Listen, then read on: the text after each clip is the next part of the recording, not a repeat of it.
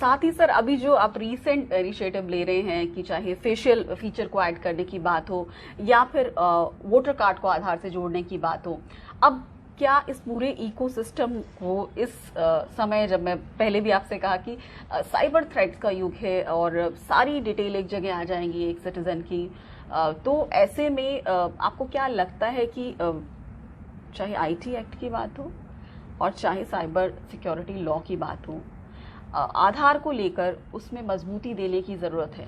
पहले जो आपने फेस ऑथेंटिकेशन की बात की, जो चित्र है फेस का वो तो हम शुरू से कलेक्ट करते हैं, और आपने देखा होगा कि कहीं कहीं बीच बीच में ये भी खबर उठती हैं कि जो फिंगरप्रिंट ऑथेंटिकेशन में कहीं कहीं लोगों को प्रॉब्लम होती है, उसका भी हम समाधान करते हैं। और अब हमने ये भी सजेस्ट किया हुआ है कि आप दो प्रकार से ऑथेंटिकेशन कर सकते हैं, फिंगरप्रिंट है, फेस है या आइरिस है, तो उसका सक्सेस रेट्स बहुत इम्प्रूव हो जाता है। तो फेस ऐसा नहीं है कि कोई नया हम चीज़ इंट्रोड्यूस कर रहे हैं, हम बस ये आपने कोविड के समय भी देखा होगा कि बहुत लोग फिंगरप्रिंट ऑथेंटिकेशन करने में संकोच करते थे क्योंकि छूना पड़ता था, किसी ने और छुआ हुआ है कहीं जम।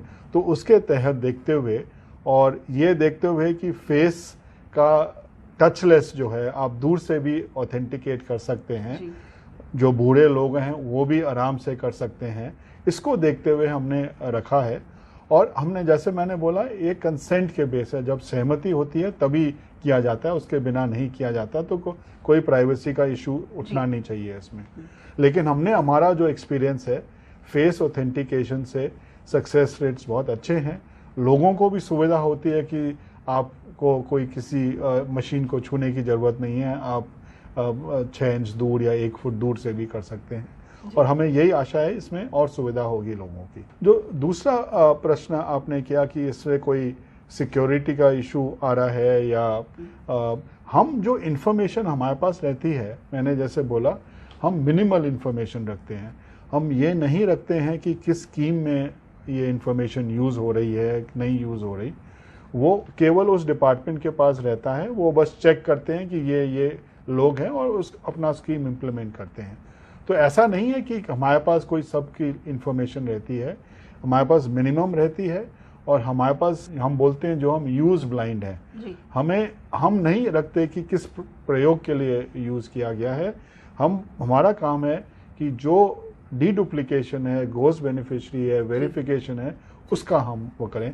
हमारा है कहीं भी, कभी भी, किस समय, एनी टाइम एनीवेयर ऑथेंटिकेशन है, कहीं भी कभी भी आप कर पाएँ। ये 24/7 ये हम चाहते हैं कि लोग बाग जिस स्कीम में चाहिए वो कर पाएँ। मेरा दूसरा जो पार्ट था सवाल का कि अगर कोई दुरुपयोग करता है आधार का, तो फिर उसका कहाँ उसकी कंप्लेन की जाए, कहाँ शिकायत की जाए, कैसे की जाए, और क्या आपको लगता है कि इसके लिए हमारे साइबर सिक्योरिटी लॉ को और आईटी एक्ट को और भी ज़्यादा मजबूत किए जाने की ज़रूरत है, खासतौर पर जब बात आधार की आती है? आपने बहुत ठीक प्रश्न पूछा है कि 2019 में आधार नियम में ही बहुत संशोधन किया गया था कि अगर किसी ने कोई दुरुपयोग किया, कोई फ्रॉड किया, कोई इम्पर्सनेशन किया, आधार एक्ट में ही उसका पेनल्टीज़ हैं। और वो आधार एक्ट का जो एडजुडिकेटिंग ऑफिसर है वो भी अपॉइंट हो गए हैं। और आप हमारे वेबसाइट पे है, वहाँ पे आप कंप्लेंट दे सकते हैं।